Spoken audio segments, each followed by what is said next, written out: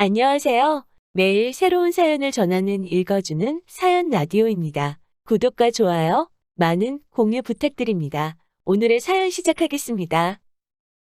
안녕하세요. 다시 되찾은 인생을 즐기며 살고 있는 30대 여성입니다. 여기서 즐기고 산다는 건 탱자탱자 놀면서 지내고 있다는 뜻은 아니고요.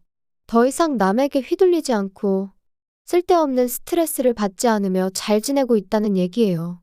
정말이지, 그땐 왜 그렇게 나 하나만 참으면 그래도 괜찮아지겠지 하는 바보 같은 생각으로 참아가며 지냈는지 모르겠어요. 그런데 솔직히 말해서 제가 그런 마음으로 참아주고 했으면 남편도 좀 고마워한다던가 그랬어야 하잖아요? 그런데 하나를 해주니 두 개를 해달라고 하고, 두 개를 해주니 세 개를 해달라고 하고. 그래서 더는 이렇게 살다간 정말 안 되겠다 싶어서 이혼하자고 했네요. 남편하고 처음 만난 건 지인의 소개를 통해서였어요. 당시 남편은 구급 공무원이었고, 저는 작은 회사에서 일하는 평범한 직장인이었죠. 사실 저는 좀 내성적인 성격이라서 소개를 통해서 사람을 만난다는 건 생각만으로도 부담스러워 거절하려고 했는데, 지인이 남자 쪽이 워낙 싹싹한 성격이라서 괜찮을 거라며 한번 나가보라더군요. 그러면서 여자 나이 30대만 돼도 이렇게 누가 소개시켜준다고 안 한다고. 30 넘어가기 전에 가리지 말고 한 명이라도 더 만나봐 그러는데, 솔직히 그 얘기 딱 들었을 때 기분은 별로였어요. 안 한다고 하고 싶었죠. 하지만 또 곰곰이 생각해보니까 아주 틀린 말은 아니다 싶기도 하고, 지인 말대로 나중엔 어디 가서 제 힘으로 누굴 만나나 걱정스럽기도 하고, 그래서 자존심은 좀 상했지만 알겠다 하고 나간 자리였네요. 그리고 그렇게 만나게 된 남편은 지인의 소개대로 조금 부담스러운 감도 없잖아 했긴 했지만 넉살이 좋았어요. 워낙 공통점이 없다 보니 무슨 이야기를 주고받아야 하나 걱정이 많았는데, 남편의 주도하에 대화는 매끄럽게 흘러갔죠. 그런 적이 없다 보니 신기하대요. 거기다 성격은 달랐어도 좋아하는 영화 장르라던가 입맛이 비슷해서 소위 통했다는 느낌을 받았거든요. 그래서 어쩌면 이 사람하고 잘 될지도 모르겠다 싶더니 지금 생각해보면 그래도 거기서 멈췄어야 했는데, 하긴 지금 이런 후회를 해서 뭐 하겠어요? 아무튼 남편한테 애프터 신청이 왔고, 그때는 저도 은근히 기다리고 있었던지라 튕기고 말고 할 것도 없이 좋다고 했죠. 그리고 그렇게 저희는 연애를 시작했습니다. 저희 연애는 그런대로 원만하게 이어져 갔어요. 물론 돌이켜 생각해보면 일주일에 한두 번 만나서 영화 보고 밥 먹고 이야기 좀 나누고 그게 다긴 했는데, 그땐 어쨌든 다툴 일이 없으니 다행이다 싶었고, 그래서 잘 맞는다고 생각했었네요. 한편 사귄 지 1년쯤 되던 해, 제 직장 상사가 바뀌었습니다. 원래도 가족 기업이라 불안불안했는데, 결국 사장 아들이란 사람이 와서 하루아침에 부장 타이틀을 달더라고요. 그리고 불행하게도 사장 아들은 정말 아무것도 모르는 사람이었어요. 그러니 괜한 직원들만 하루가 멀다 하고 시쳇말로 조져대는데, 정말 마음 같아선 그래 이 자식아, 내가 먼저 관둔다 하고 그 면상에다 시원하게 사표라도 집어던지고 싶은 적이 한두 번이 아니었다니까요. 하지만 솔직히 어디 간들 치사하지 않은 직장이 있나요? 그러니 하루에도 12번 끓어오르는 화를 꾹꾹 눌러 참으며 어떻게든 버텨보려 했습니다. 그런데 그날만큼은 제가 하던 프로젝트를 기어이 자기가 완성하겠다며 가져가 놓고서는 말 그대로 아주 죽을 써버렸더라고요. 그리고 그 일로 진행 중이던 거래가 2건이나 캔슬이 되면서 사장이 아주 단단히 화가 났지요. 그런데 그 순간 이 사장 아들이 제 탓을 하대요? 자기는 아무것도 몰랐다며 저 때문에 이렇게 된 거라고. 그리고 저는 지금도 확신해요. 사장도 이 모든 사태가 제가 아닌 당신 아들에게서 비롯되었다는 걸 알고 있었다고요. 하지만 직원들 앞에서 자기 아들을 나무랄 수는 없었을 테니 애꿎은 저를 탓했고, 그때만큼은 도무지 못 버티겠더라고요. 그래서 그냥 알겠다고 내가 나가면 되는 거 아니냐고 나와버렸습니다. 충동적이었지만 어쩔 수 없는 선택이었지요. 그런데 문제는 막상 회사를 그렇게 때려치고 나니 세상이 끝난 것 마냥 어찌나 불안하던지 말이에요. 당장 내일부터 출근을 안 해도 된다는 사실이 기쁘기보단 오히려 더 갑갑하게 느껴졌고, 친정어머니에게는 어떻게 말씀을 드려야 하나. 하지만 제 우려와는 달리 친정어머니는 그동안 고생했다 하시며 이참에 앞으로 뭘 하고 싶은지 계획이 어떤지 찬찬히 정리를 해보라고 하시더라고요. 그리고 그렇게 고민 끝에 내린 결론은 이참에 내 장사를 해보자는 것이었어요. 중1 때 친정아버지가 돌아가셨고 이후로 줄곧 친정어머니랑 단둘이 살았습니다. 친정어머니는 여자 혼자의 몸으로 저를 어떻게든 제대로 키워내시겠다며 하루도 쉬는 날 없이 건물 청소부터 식당 주방일까지 닥치는 대로 일을 찾아하셨어요. 그리고 저는 그런 어머니를 귀찮게 하면 안 되겠다는 생각에 주변 또래들보다 조금 일찍 철이 들었죠. 덕분에 음식 솜씨도 꽤나 좋았고요. 그래서 식당을 해볼까 하는 생각도 들었던 모양이에요. 아무튼 오히려 지금이라면 겁이 났을 텐데 그래도 그땐 몇 살 어렸다고 겁도 안 났어요. 오히려 내가 식당을 차린다고 생각하자 그때부터 어찌나 설레던지 심장이 터질 듯 뛰기만 했네요. 그리고 저는 이러한 결정을 남편에게도 전했습니다. 그 무렵 결혼 이야기도 조금씩 나오고 있었기에 남편의 생각도 어느 정도는 저에게 중요했었거든요. 그런데 남편이 제 이야기를 듣고는 뜻밖의 이야기를 꺼냈어요. 식당이라는 게 여자 혼자 하기에 쉬운 일은 아니지 않냐면서 자기랑 같이 하는 게 어떻겠냐고요? 깜짝 놀랐죠. 9급이긴 해도 명색이 공무원인데 게다가 듣기론 5년을 공부해서 어렵게 붙었다고 했었으니까요. 그래서 아니 안정적인 직장을 두고 웬 식당이냐고 괜찮다 했습니다. 혼자 해보고 힘에 부치면 그때 사람을 쓰면 된다면서요.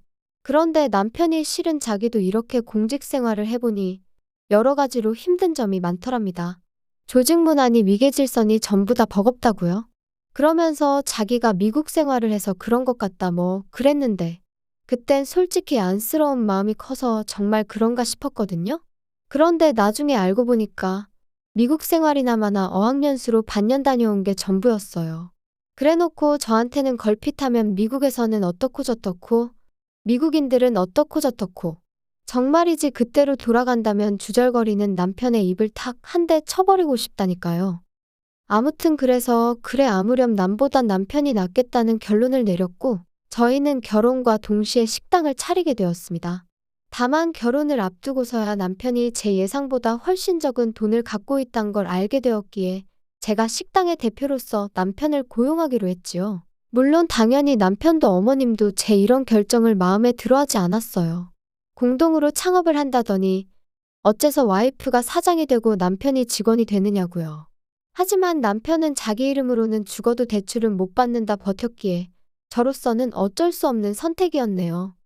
신혼집은 제가 살던 전세집에서 시작하기로 했고 혼수는 남편이 해왔어요. 다만 제가 기존에 쓰던 가전제품 대부분이 멀쩡했기에 실제로 남편이 사온 건 침대 옷장 그리고 식기세척기 정도가 전부였죠. 아, 그리고 자기가 타던 차도 가지고 왔는데 말이 나왔으니 말이지만 8년이나 된 차를 가지고 자기가 살 때는 4천만 원을 줬었으니 자기가 4천만 원을 해온 거나 다름없다고 말하는 한심한 인간이었어요.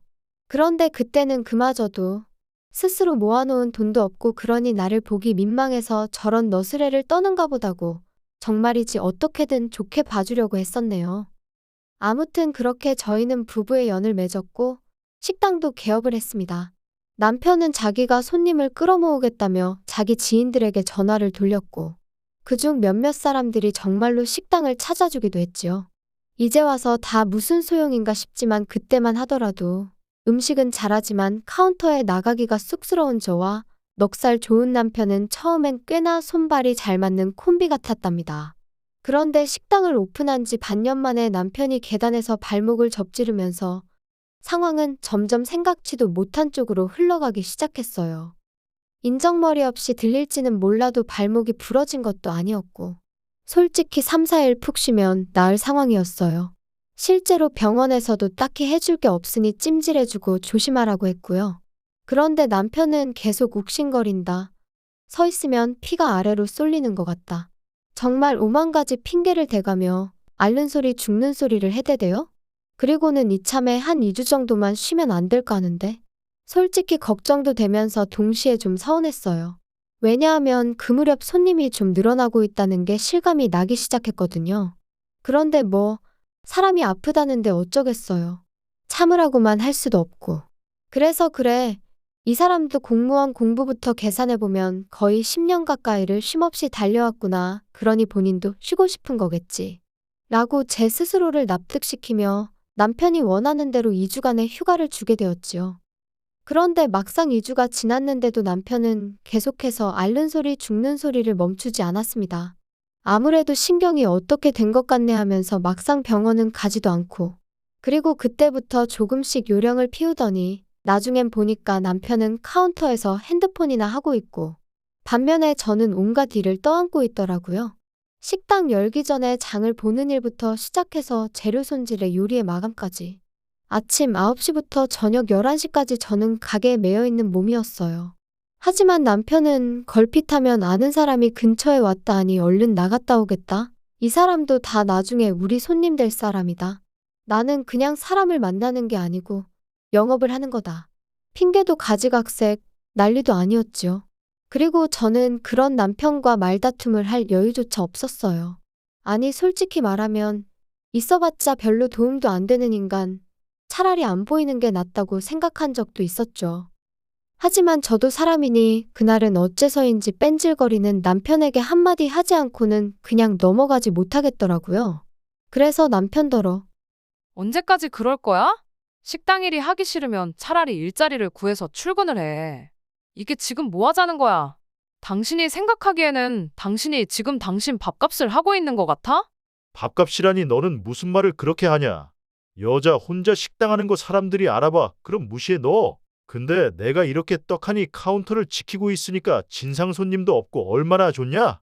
원래는 오전에 장 보는 건 당신이 하기로 했잖아. 그리고 창고 정리도 당신이 하기로 했었고. 그리고 마감할 때 청소는 왜 안 해? 정말 하나하나 지적할 거 투성인데 내가 얼마나 참고 있는지 알기나 해. 왜 또 이래 진짜? 아침부터 사람 스트레스 받게. 나도 다 생각이 있다고? 그리고 장 보고 정리하고 그런 건 원래 여자가 남자보다 잘하잖아. 그리고 마감할 때 청소는 그냥 대충 하고 아침에 와서 하면 되잖아. 내가 너더러 하라고 한 것도 아닌데 왜 네가 다 알아서 잘하다가 갑자기 짜증이냐? 어이가 없다 진짜. 더 긴 말할 것도 없네. 당신 이제 월급 아니고 시급으로 계산할 거니까 그런 줄이나 알아.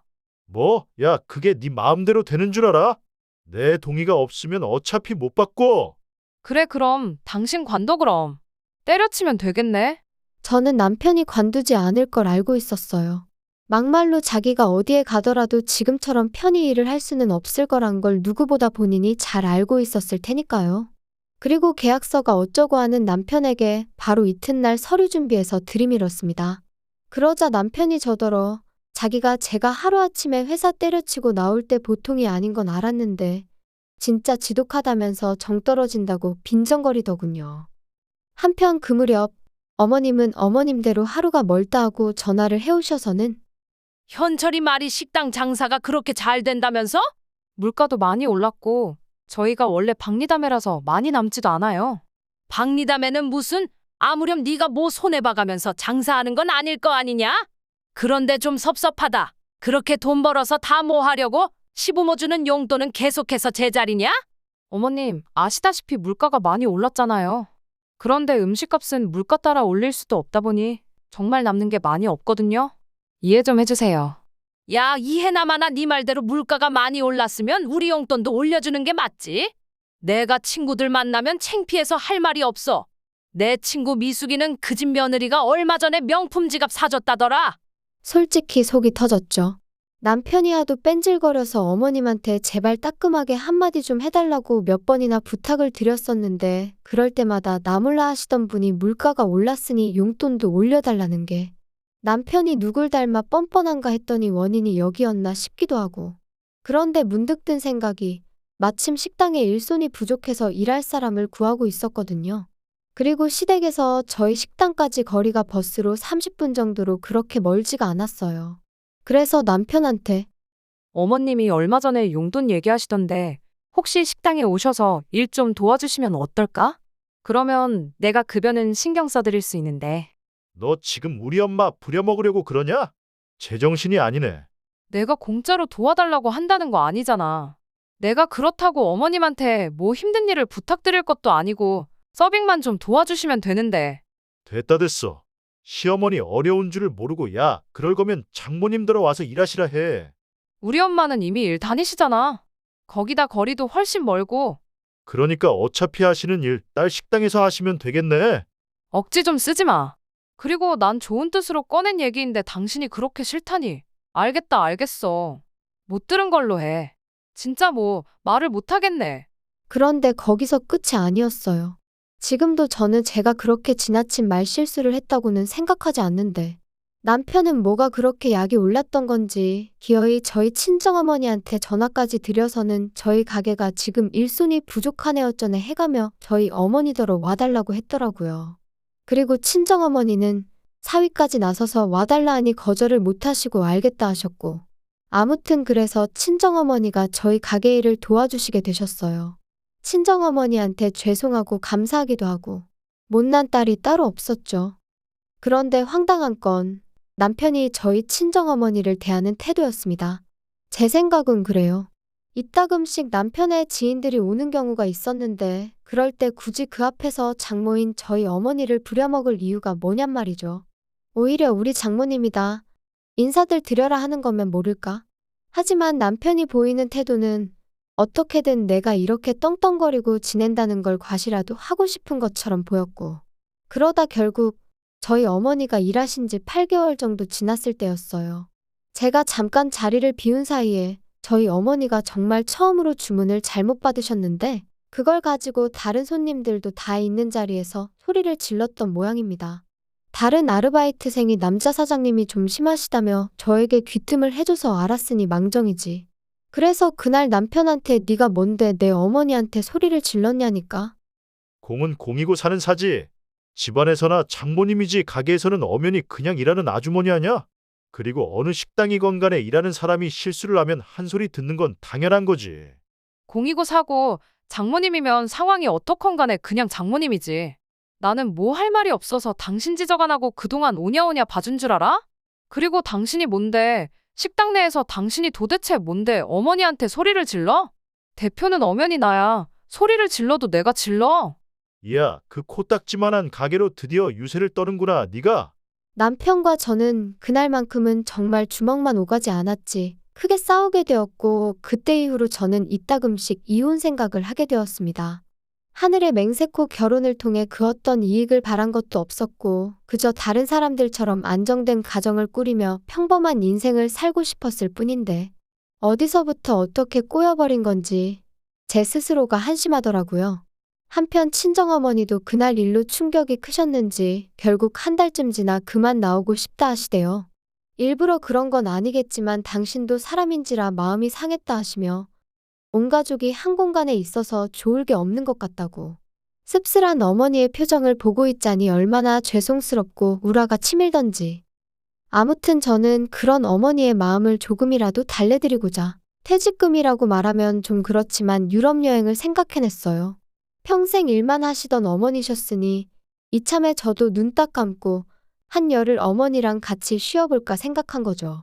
그런데 이 이야기를 듣곤 남편이 노발대발 날뛰기 시작했습니다. 장모님하고 어딜 간다고? 유럽? 무슨 돼지목의 진주도 아니고 갑자기 웬 유럽? 원래 유럽 여행 같은 건 수준이 되는 사람이 가야 안 아깝지. 막말로 장모님 영어나 아시냐? 하이 헬로우 말고 뭐 또 아시는 거 있어? 그렇다고 너는 뭐 영어 잘하냐? 진짜 돈 낭비하는 방법도 가지가지네. 웃기고 있네, 진짜. 내가 벌어서 내가 내 어머니 모시고 간다는데 당신이 왜 난리야? 그렇게 부러우면 당신도 어머님 모시고 가던가. 사람이 원래 자기 그릇대로 놀아야 되는 거야. 고졸인 장모님이랑 전문대 나온 너 둘이서 무슨 유럽이냐? 그래도 유럽 정도 가려면 그 시절 대학까지 나오신 우리 어머니, 엘리트야, 엘리트. 그리고 나도 대학 나왔지. 우리 같은 사람들이 가야 돈이 안 아깝지. 이건 뭐. 진짜 더는 못 참겠다. 내가 그동안 몇 번이나 당신하고 살면서 당신하고 결혼을 왜 했을까 그러다가도 또 아니지. 그래도 참고 살아봐야지. 하루가 멀다 하고 그렇게 내가 내 마음을 달래며 살았거든? 그런데 이제 보니까 당신은 정말 구제불능이고 나도 더는 못 참겠다. 당신은 나한테 한 번도 제대로 고마워한 적도 없고 오히려 하루하루 불만만 더 쌓여가나 봐. 그리고 다 떠나서 나 당신이 우리 어머니한테 말 막 하는 거 더는 못 참아. 수준? 당신이나 시부모님은 그 수준이 얼마나 높아서 나한테 자꾸 빌붙어? 당신하고 사는 거 지겹고 힘들어. 정말 내 인생에 도움 하나도 안 되는 사람들이잖아. 이쯤에서 헤어지자 좀. 헤어지자고? 너 나랑 헤어지고 싶으면 식당 지분 반 나한테 넘겨. 그러면 내가 이혼해 줄 수도 있고, 내가 미쳤니? 당신이 식당 일에 관해서 한 게 뭐가 있다고. 당신이 아무것도 안 했다는 건 지나가는 동네 똥개도 알걸? 언젠가 이혼을 하게 되면 남편이 어깃장을 놓고 순순히 저를 놔주지 않을 거란 건 어렴풋이 짐작은 하고 있었어요. 하지만 이렇게나 치사하게 나올 줄은 몰랐죠. 그래서 그때부터 저는 법적인 대응을 시작했습니다. 정말 많은 일들이 있었어요. 남편이 가게에 나오면 경찰을 불렀고, 남편은 남편대로 노동청에 저를 신고해 여기저기 불려다녀야 했으며, 저는 또다시 그런 남편으로부터 제 재산을 지키기 위해 변호사와 기관의 도움을 받을 수밖에 없었습니다.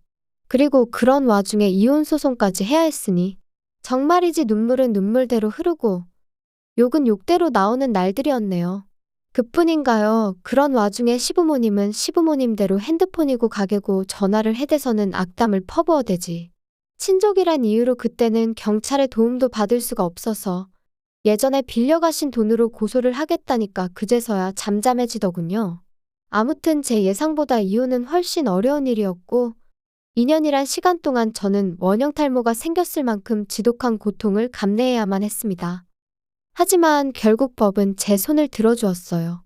비록 남편에게 퇴직금을 줘야 했지만 이혼의 대가라고 한다면 그까짓 건 아무것도 아니다 싶었죠. 게다가 시부모님이 급하다며 빌려가셨다가 안 주신 돈은 솔직히 받기를 거의 포기하고 있었는데 막말로 남남되는 마당에 그걸 왜 포기하나 싶대요? 그래서 이혼 확정되자마자 고소했어요.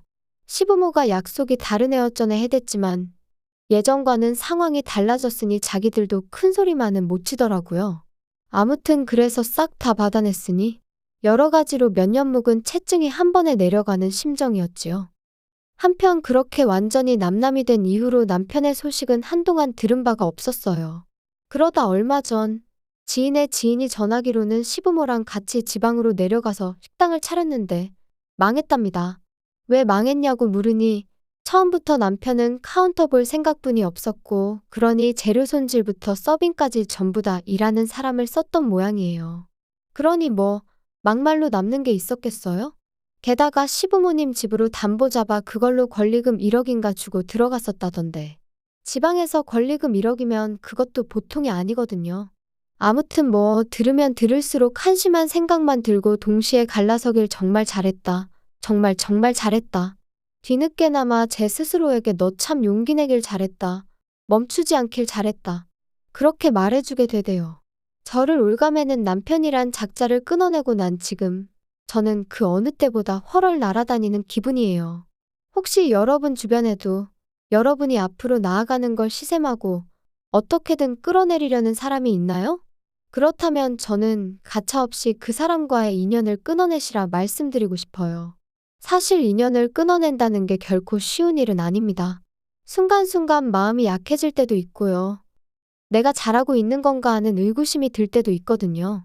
하지만 그 고뇌의 끝에는 그 어느 때보다 환하게 웃고 있는 자신을 발견하게 될 거라고 제가 이렇게 장담할게요. 들어주셔서 감사합니다. 긴 이야기 들어주셔서 감사합니다. 오늘의 사연은 여기까지입니다. 구독과 좋아요, 알람 설정해주시면 앞으로 더 좋은 사연으로 찾아오겠습니다. 감사합니다.